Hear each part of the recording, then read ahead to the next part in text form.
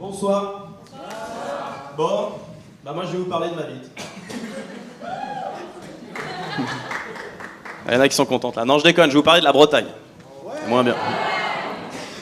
Madame a l'air déçue du coup. Non, je sais pas, je comptais me présenter rapidement, on a que 5 minutes, vous parler un petit peu de mon enfance, enfin si ça vous intéresse, hein, bien sûr. Ouais, ça m'arrange, c'est cool. Alors ok, je vais vous raconter mon histoire. Tout commence en 1873. Le professeur Steinberg, un jeune anthropologue amateur, décide de réaliser tout seul dans son garage la plus grande classification mondiale des espèces. C'est-à-dire que là où Darwin s'est contenté d'observer les hommes et les animaux, lui il va intégrer toutes les catégories du petit bac. Fruits, légumes, objets, films porno. Pour l'instant, rien d'extraordinaire. Il applique donc la théorie de la phrénologie. Donc la phrénologie, tout le monde voit ce que c'est ? Non ?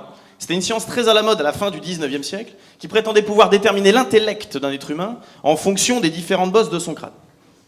Après avoir observé la totalité de la région bretonne, Steinberg est catégorique. Le breton se situe pile entre le Labrador et un appareil à raclette. Ah, le bâtard. Et il suffit d'aller voir sur le site internet de Ouest France, à la rubrique Faits divers, pour s'apercevoir que l'homme était quand même pas très loin de la vérité. Je vous donne 2-3 exemples comme ça au passage, ce sont de vraies dépêches, attention. Rennes, sa femme accouche, il s'enfuit avec le placenta. Véridique. Hein. Saint-Brieuc, il conduisait nu pour ne pas froisser son pantalon. Et on peut encore aller plus loin. La Bretagne, c'est comme le Darknet. Hein. Plus tu t'enfonces, plus tu risques de voir des trucs chelous. Vous voulez qu'on aille jusqu'au bout ? Ouais. Ok, alors accrochez vos ceintures, on va aller jusqu'à Brest. Retrouvé ivre le long du port, il tentait de réanimer un matelas pneumatique. La vérité fait mal quand on se la prend en pleine gueule. Alors moi, en ce qui me concerne, je suis né dans le Trégor. Pour vous situer, c'est Paimpol, Lannion, vous voyez un petit peu où c'est ? Ouais, c'est un peu la Bretagne intégriste là-bas. Ils ont la barbe, le ciré, ils regardent TV Braise en VO. Ces gens-là refusent toute forme d'intégration.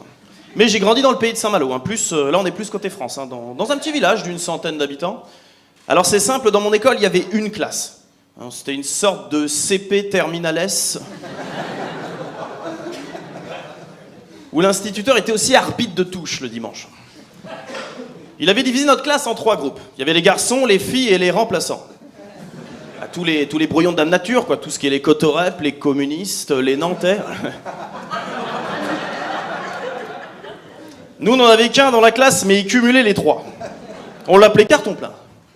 Il n'était pas méchant. C'était un bon petit gars. Je me rappelle qu'il était tombé fou amoureux de cette fille. Soisic le Pouliquin. Un vrai boudin. Pas une bretonne, quoi.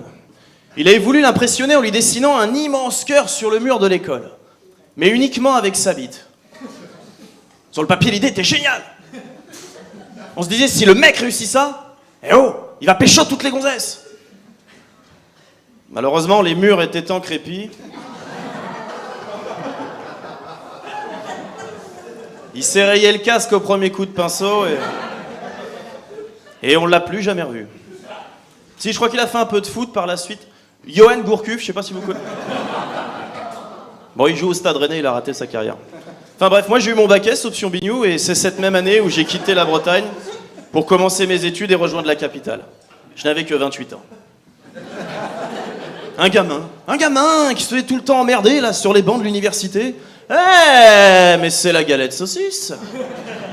Comment il va, Kenavo ? Dis-moi, c'est quoi le truc à côté de toi là, c'est ta copine ça ? Elle est moche. Et par rapport à toi, c'est qui ? C'est ta mère ou c'est ta cousine ? Tout ça est tellement méchant. Et stupide en plus. Quand on sait que ma mère et ma cousine, c'est la même personne, alors... Ah, il a bien raté sa blague. Et je vais m'arrêter là-dessus. Merci beaucoup.